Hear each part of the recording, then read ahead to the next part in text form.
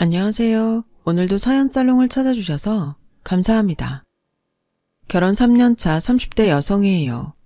10년 전 히트를 쳤던 드라마 중에 넝쿨째 굴러온 당신이라는 드라마가 있어요. 여주인공의 남편은 어린 시절 부모와 헤어져 미국으로 입양된 입양아인데요. 그 부부가 우연히 친부모 건물에 세입자로 들어가게 되면서 본격적인 이야기가 시작돼요. 영원히 못 찾을 줄 알았던 친부모를 찾은 남편과 꿈에 그리던 자식을 만난 시부모님은 이루 말할 수 없이 기뻤지만 주인공인 며느리에겐 끔찍한 시월드가 열리는 순간이었죠. 그 드라마를 본 기혼 여성들이라면 순간 아 하는 탄식을 했을 거예요. 기혼 여성에게 없던 시댁이 생겨났다는 건 행복 끝, 불행의 시작인 셈이니까요. 그런 의미에서 본다면 제 결혼 생활도 환호에서 탄식으로 바뀐 케이스라고 할 수 있겠네요. 뭐? 그럼 자기 부모님이랑 동생은 모두 미국에 살고 있다는 거야? 나랑 여동생은 영주권이 있어서 한국으로 오갈 수 있는데 부모님은 아직 영주권이 없으셔서 한국에 오실 수가 없어. 한번 나오시면 다시는 미국에 돌아갈 수 없으니까. 올해쯤엔 영주권이 나오지 않을까 했는데 좀 늦어지네. 자기야, 그래서 말인데 우리 결혼식은 미국에서 하면 안 될까? 남편한테 이런 얘기를 들을 때만 해도 속으로 야호를 외쳤어요. 시댁이 미국에 있다니 생각지도 않았던 선물을 받은 기분이었죠. 미국이 KTX 타면 서너 시간 안에 도착하는 거리에 있는 것도 아니고 항공권 가격이 1, 20만 원 하는 것도 아니라서 명절이며 제사 때 불려다닐 일은 절대로 없으니까요.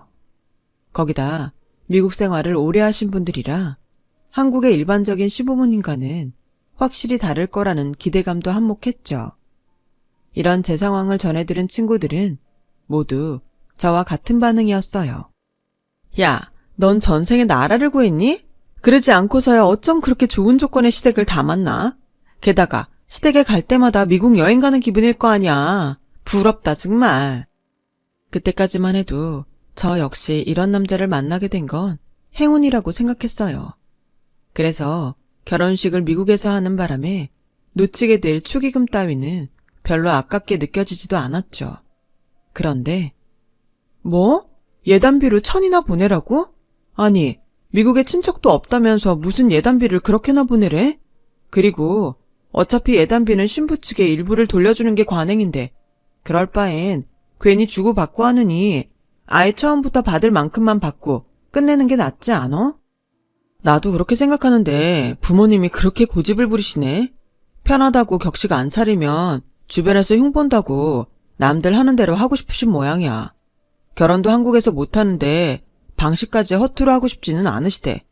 미안하지만 자기야, 날 봐서라도 우리 부모님이 원하는 대로 해주면 안 될까? 어차피 돌려받을 돈이잖아. 그러게요. 어차피 돌려줄 돈 괜히 송금 수수료까지 날리게 하는 이유를 도통 모르겠더라고요. 그건 저희 엄마도 마찬가지였죠. 아니, 한국에서 하는 결혼도 아니고 미국에서 하는 건데 무슨 격식을 차린다고 그 난리라니? 그렇게 격식 좋아하는 사람들이 상견례는 왜 안 하고 건너뛴대? 게다가 미국에서 식 올리는 바람에 우린 항공권비에 호텔비에 이래저래 돈도 많이 깨지는데 그런 건 하나도 생각 않고 어쩌면 자기들 좋을 대로만 하려고 한다니? 웃기는 사람들이야. 엄마, 대신 결혼 후에 내가 편하게 살 수 있잖아. 남들은 명절마다 시댁 스트레스로 몸살을 앓는다는데 나는 평생 그럴 걱정은 없으니까. 그러니까 이번 결혼식 문제는 우리가 양보 좀 하자. 딸내미 위해 그 정도도 못 해줘? 부탁이야, 엄마. 친할머니한테 고된 시집살이를 하고 살아온 엄마는 그 말에 못 이기는 척 양보를 해주셨어요. 다행히 그렇게 일이 잘 풀려가나 했는데 산 넘어 산이라고 시댁에서 1,000만 원이나 받아간 예단비를 한 푼도 돌려주지 않겠다지 뭐예요.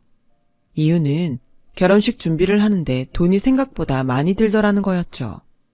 애초에 저희 쪽에서 미국으로 가는 항공비며 호텔비를 자가 부담하는 대신 결혼식 비용은 신랑 측에서 내기로 했던 건데 이제 와서 말을 바꾼 거였어요. 하객도 없이 가족끼리 모여 조촐하게 하는 결혼식인데 돈이 들면 얼마나 든다고 예단비도 못 돌려준다는 거야.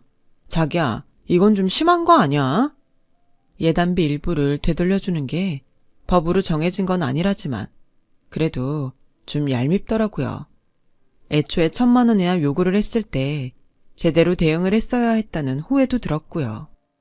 우리 엄마가 그러는데 예단비를 돌려주고 말고는 남자 측에서 알아서 할 문제라던데 꼭 돌려줘야 하는 건 아니라고 말이야.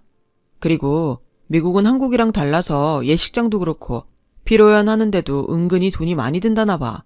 한국이랑은 인건비부터가 다르니까 자기도 그 정도는 이해를 해줘. 화장실 들어갈 때 다르고 나올 때 다르다더니 돈을 받고 나니 다시 돌려주기 싫은 모양이었어요. 안 주겠다는 걸 강제로 뺏을 수도 없고 저희 엄마는 언제 돌려주냐고 성화시고 정말 중간에서 저만 미치고 팔딱 뛰겠더라고요. 그렇다고 예단비 문제로 파혼을 한다는 것도 말이 안 되니까요. 그래서 아빠한테 그 얘기를 했더니 아빠가 500만 원을 주시더라고요. 네 엄마한테는 시댁에서 돌려준 거라고 해라. 괜히 좋은 일 앞두고 돈 몇 푼에 서로 얼굴 붉힐 일 있니? 서운하지 않다면 거짓말이겠지만 시댁 상황이 그렇다니 할 수 없지. 그러니 예단비 얘기는 조용히 덮자. 아빠한테는 죄송하긴 했지만 그때는 저도 시끄러워지는 게 싫었던 탓에 아빠 말대로 하기로 했어요. 그렇게 말도 많고 탈도 많던 결혼식이 무사히 끝나고 저희는 신혼생활을 시작할 수 있었어요. 물론 결혼식 당일까지도 크고 작은 일들이 많았지만 남남으로 살던 두 가정이 하나가 되는 건데 그 정도 문제 없겠냐 하곤 넘겼어요.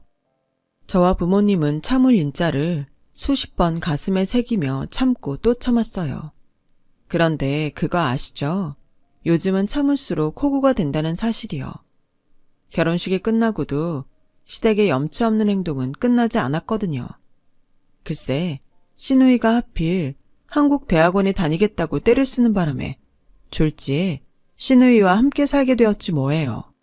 그것도 방 2개짜리 신혼집에서 말이에요. 그 집 문제만 해도 그래요. 미국은 전세 개념이 없다면서 신혼집을 월세로 구하려고 하더라고요.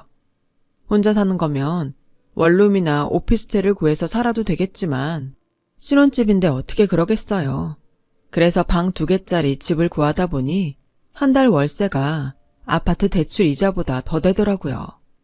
매달 그 돈을 날린다 생각하니 너무 아까웠죠. 그래서 남편한테 돈 좀 더 보태서 전세로 구하자고 했더니 그 얘기를 전해드린 시어머니가 그러는 거예요. 그럼 양쪽에서 반반 부담하면 되겠네. 어차피 결혼해서 니들 둘이 살 집인데 꼭 남자 쪽에서 하란 법 있니? 합리적으로 살아야지. 우리야 미국에서 살아서 한국 부동산 시세도 잘 모르니까 너희 부모님께 부탁해서 전셋집으로 하려무나.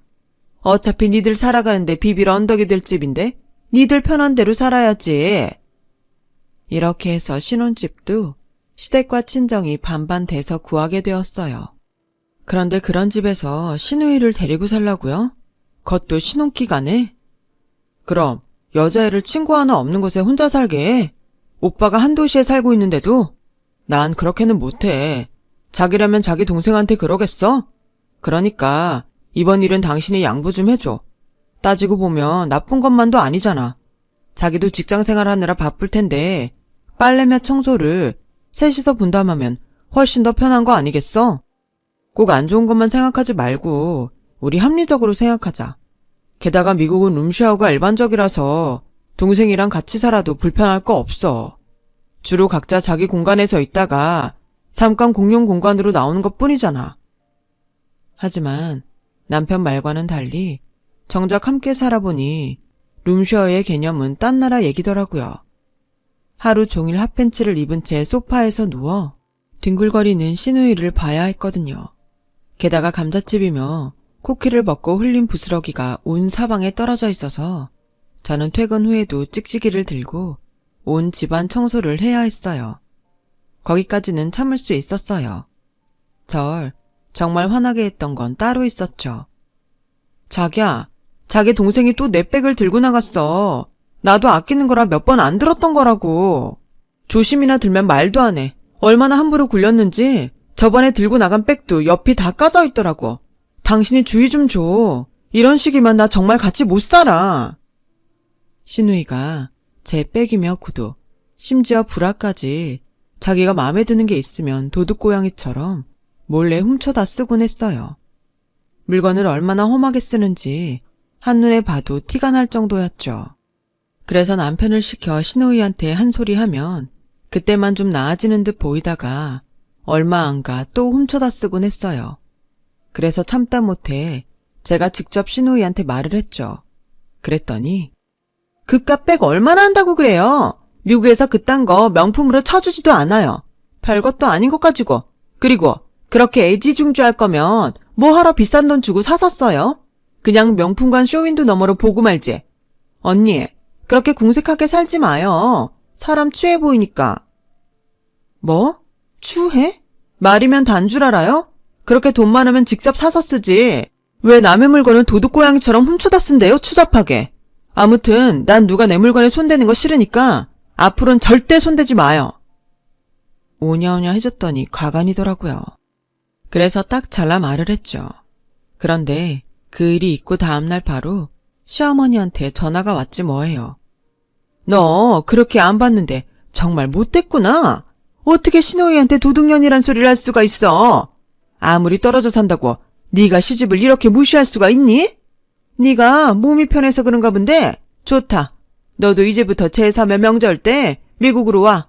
와서 다른 집 며느리들 하는 것처럼 똑같이 해봐. 어머님, 그게 무슨 말씀이세요? 어떻게 제3의 명절마다 미국에 가죠? 그리고 아가씨 일은 오해하신 거예요. 설마 제가 도둑년이란 말을 했겠어요?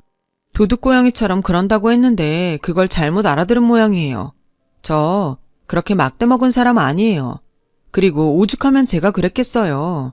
어머님도 알다시피 여자한테 명품 백이 그냥 백이 아닌 거잖아요.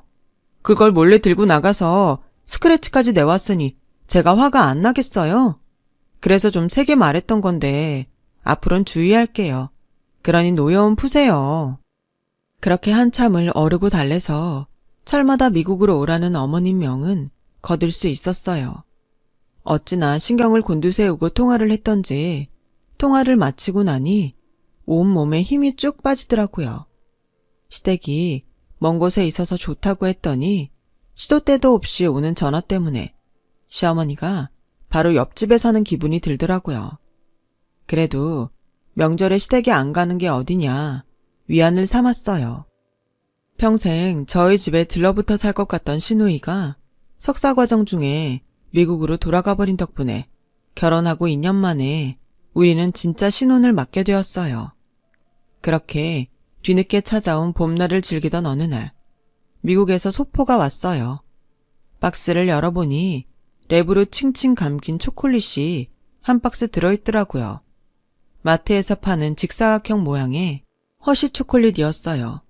보낸 사람 이름을 보니 시어머니더군요. 왜 한국 마트에도 다 파는 걸 굳이 항공소포로 보냈을까 의아했어요. 그리고 그 궁금증은 그날 밤 어머니 전화를 받고서야 풀리게 되었죠. 곧 사돈 생신이잖니. 그래서 마트에 간 김에 한 박스 샀다. 너희 아버님이 전후 세대시잖니. 전에 얘기를 들어보니 어릴 때 미군 따라다니며 기브미 초콜릿 하면서 초콜릿 얻어먹었다는 얘기를 하시길래 이참에 실컷 드시라고 큰맘 먹고 한 박스 사서 보냈다. 귀한 거니까 아껴서 드시라 그래. 거기선 미제 초콜릿 구하기 힘들잖아. 아, 기가 막혀서 정말. 사돈 생신 선물로 미제 초콜릿이라니. 그것도 귀한 거니 아껴 먹으라고요? 제 귀를 의심할 정도였어요. 저희 집 팬트리엔 부모님이 유럽 여행 갔다 초콜릿으로 유명한 벨기에에서 사온 초콜릿도 한 박스나 있는데 고작 마트에서 산 초콜릿을 선물이라고 그렇게 보내다니 말이 안 나오더군요. 이걸 부모님께 가져다 드려야 하나 말아야 하나 고민이었어요. 그런데 남편이 그 초콜릿을 보더니 대뜸 그러지 뭐예요. 역시 우리 엄마는 센스가 있으셔. 장인어른 말씀을 기억했다가 이렇게 선물을 다 하시네. 자기도 이런 점은 우리 엄마한테 배워야 돼. 선물이란 게 가격이 중요한 게 아니라 그 사람이 뭘 원하는지를 정확히 파악해서 마음을 담아 보내야 되는 거잖아.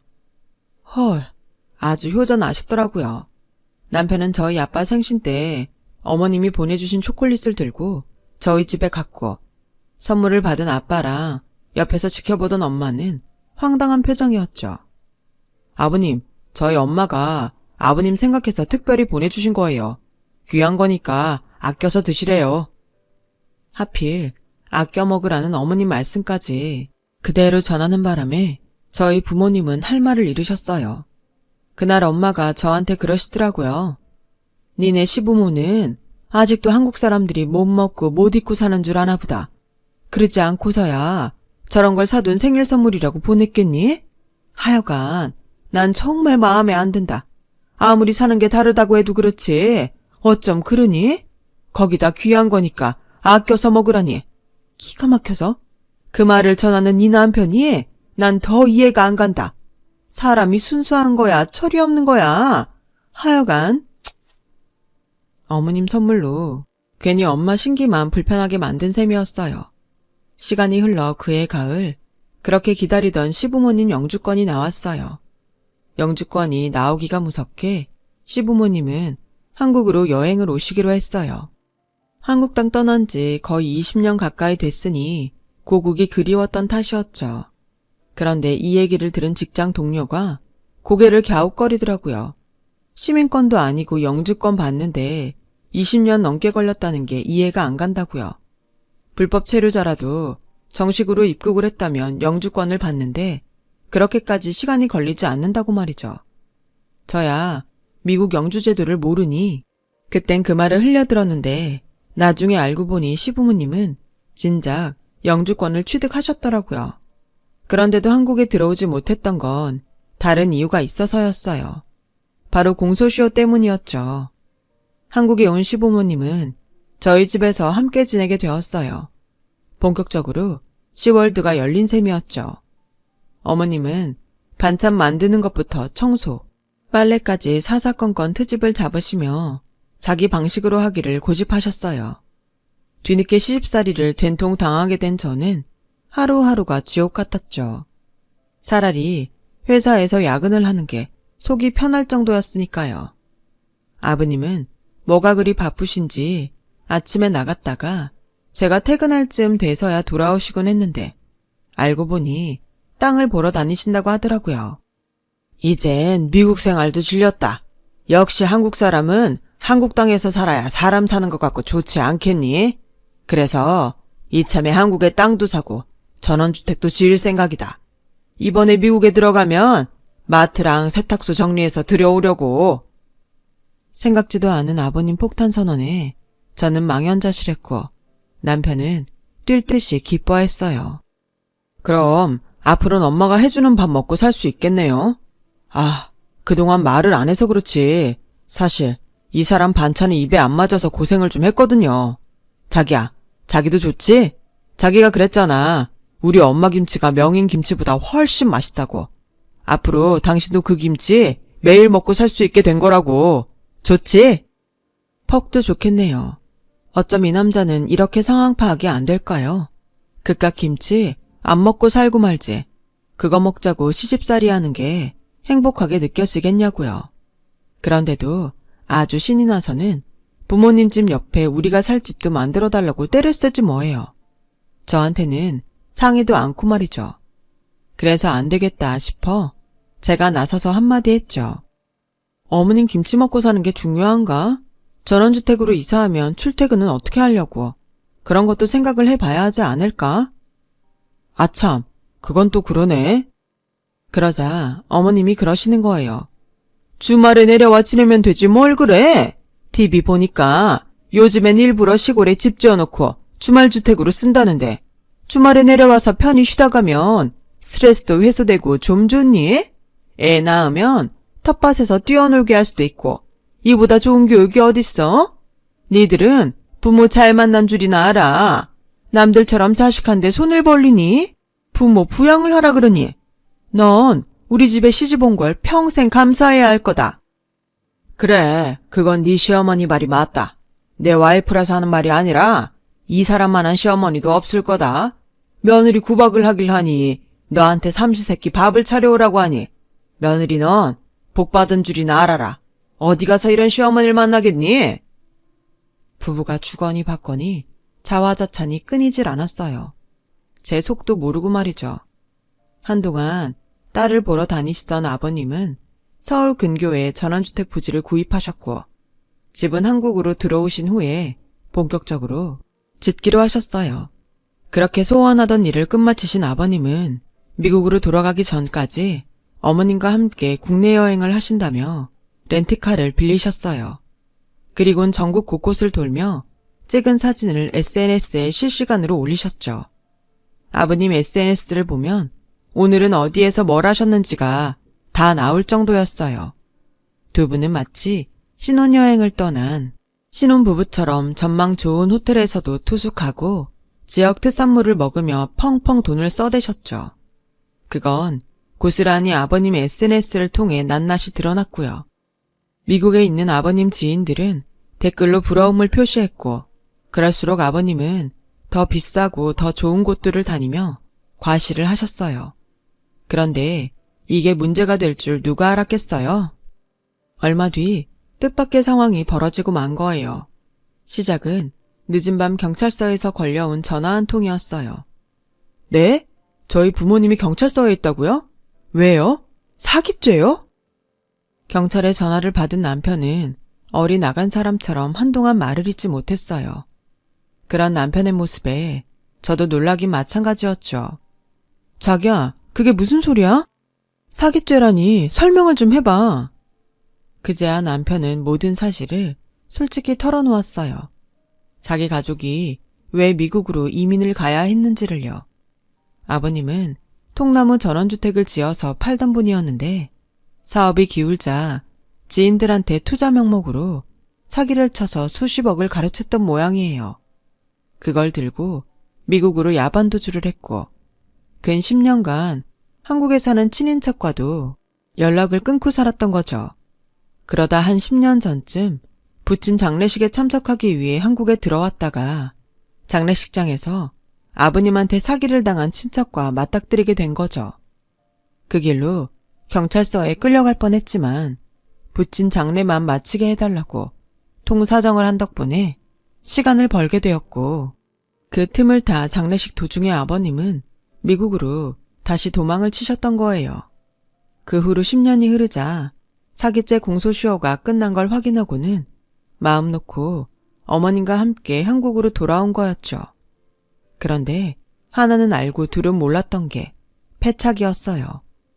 공소시효는 한국 땅을 벗어난 순간 정지가 된다는 걸 몰랐던 거죠. 그러니까 미국에서 지낸 기간 동안은 공소시효가 잠깐 멈춰 있다가 한국에 입국한 순간부터 공소시효 카운트가 시작되는 거였죠. 그러니 아버님이 지은 죄의 공소시효는 아버님이 인천공항에 발을 들인 그 순간부터 발효가 된 거예요. 사기죄도 고스란히 살아나게 된 거고요. 아버님한테 사기를 당했던 분들 중 한 분이 수년 동안 아버님의 SNS를 주시하고 계셨는데 얼마 전 아버님이 한국에 들어온 사실을 알고는 당신처럼 사기를 당했던 사람들한테 연락을 했던 거죠. 피해자들은 아버님 SNS를 지도 삼아 아버님 뒤를 쫓았고 결국 고급 호텔 라운지에서 아버님을 발견하곤 경찰서로 끌고 간 거예요. 그곳에서도 아버님은 당당하셨어요. 이봐요. 엄한 사람 죄인 취급하지 말아요. 공소시효도 지난 일인데 내가 왜 죄인이냐고. 그냥 법대로 해. 이러쿵저러쿵 떠들지들 말고 법대로 하란 말이야. 그러자 피해자들은 땅을 치고 울분을 토했고 보다 못한 경찰이 나서서 한마디로 상황 정리를 해버렸어요. 이봐요. 김명서 씨. 당신이 착각하는 모양인데 공소시효 안 끝났습니다. 당신이 미국에 숨어 지낸 기간은 공소시효 기간에 포함이 안 되거든요. 당신 말대로 법대로 하자고 했으니 그렇게 하자고요. 여기 계신 분들하고 합의를 보셔야 그나마 법정에서 선처를 받을 수 있을 텐데 어쩌실래요? 그래도 큰 소리 치겠어요? 사람이라면 이러면 안 되죠. 사기쳐서 남의 눈에 피눈물 빼고 멀쩡하던 남의 가정 파탄낸 주제에 미국에서 호의호식하고 산 것도 모자라 한국에서 땅도 구입하셨네요. 죄 지은 사람이 이렇게 떵떵거리고 살아도 됩니까? 하늘이 두렵지도 않냐고요. 그러고도 자식 며느리 보기 부끄럽지도 않냔 말입니다. 공소시효가 끝나지 않았다는 말에 그제야 아버님은 세상을 다 잃은 사람처럼 고개를 떨구셨어요. 피해자 가족들은 그제야 죽다 산 사람들처럼 만세를 불렀고요. 결국 아버님이 유치장에 들어가 있는 동안 어머님은 피해자 가족들을 만나 사과를 하고 합의를 했어요. 하지만 죄질이 워낙 더러워서 결국 법정에서 실형 선고를 받게 되었죠. 미국에 있는 마트와 세탁소, 그리고 이번에 샀던 땅이며 은행 잔고까지 탈탈 털어서 합의를 받던 어머님은 법원 판결에 항의를 하다가 법정 구속까지 되고 말았고요. 한마디로 하루아침에 온 집안이 풍비박산이 나버린 거죠. 20년 전 아버님을 믿었던 지인한테 아버님이 했던 것처럼요. 모든 사실을 전해들은 저희 부모님은 당장 이혼을 하라고 하셨어요. 특히 저희 엄마가요. 난 죽었으면 죽었지. 저런 인간들이랑 사돈지간으로 못 산다. 우리 친정이 왜 망했는데 우리 아버지도 믿었던 친구한테 전 재산 홀라당 뺏기고 그 충격에 쓰러지셔서 돌아가셨다. 그걸 내 눈으로 확인했는데 그런 나한테 사기꾼 집안과 사돈을 하라고? 난 못한다. 그러니까 당장 이혼해. 아무리 제 남편이 싹싹 빌고 용서를 빌어도 엄마는 꿈쩍도 안 했어요. 그러자 남편이 하지 말아야 할 말을 내뱉고 말았죠. 정말 너무하시네요. 저희 부모님이 장모님 재산을 뺏은 것도 아닌데 이렇게까지 하신 건 이해가 안 가요. 어려울수록 사람이 돕고 살아야지. 어떻게 저희 집 망하자마자 바로 이혼을 하라고 하세요? 혹시 그동안 저희 집 재산이 탐나서 저희 결혼 찬성하셨던 거예요? 돈이요. 다시 벌면 그만이에요. 저도 저희 아빠도 능력 있다고요. 그렇게 제가 보기 싫으시면 어머님이 저 안 보시면 되잖아요. 암튼 저 이혼 못해요. 아니, 안 해요. 그러자 지금껏 아무 말씀도 안 하시던 아빠가 자리에서 일어나셨어요. 그리고는 남편의 멱살을 쥐셨죠. 이래서 안 된다는 거야. 네 놈이 제정신이 박힌 놈이라면 네 부모 편을 들 게 아니라 그동안 네 부모 때문에 상처 입고 살아온 피해자들을 찾아가 사과를 했어야지. 그런데 넌 어떠냐? 뭐가 억울해서 네 장모 앞에서 핏대까지 세우며 폐악질이냐? 이런 놈을 사위로 삼고 살라고? 난 싫다. 자식은 부모의 등을 보고 자란다고 하더구나. 넌 돈에 눈이 멀어 세상을 잘못 살고 있는 내 아버지 등을 보고 자라 그런가. 인간이 되려면 멀었다. 난 내 딸을 너 같은 놈한테 못 맡겨. 결국 우리는 합의 이혼을 하게 됐어요. 비단 저희 부모님 때문만은 아니에요. 저도 그간 남편과 살면서 후회를 하고 살았거든요. 거기다 이런 시부모님을 평생 가족으로 여기고 살 엄두가 나지 않았다는 게 이유였죠. 전셋집을 빼서 절반을 돌려받고 살림은 업체에 맡겨 정리를 했어요. 그렇게 3년간의 결혼 생활은 끝이 났죠. 지나고 보니 한순간 같더라고요. 지긋지긋하던 10월도 문도 닫히고 이젠 돌싱이 되었네요. 그래도 이번 일을 통해 한 가지 교훈은 얻을 수 있었어요. 남의 눈에 피눈물 나게 하면 언젠가 내 눈에도 피눈물 난다는 사실을요. 내가 저지른 악행은 언젠가 부메랑이 되어 내 목을 죄는 날이 온다는 걸 저희 시부모님을 통해 알았거든요. 그래서 인생은 어떻게 사느냐가 중요한 것 같아요. 한 번뿐인 인생, 적어도 인간답게 살다 가야겠습니다. 제 사연을 들어주셔서 감사드려요. 돈에 관해선 항상 조심하시고 모두 부자 되세요. 여러분, 사연 댓글에 응원과 현명한 조언 부탁드려요. 좋아요와 구독은 저에게 큰 힘이 됩니다. 오늘도 좋은 일 가득하세요.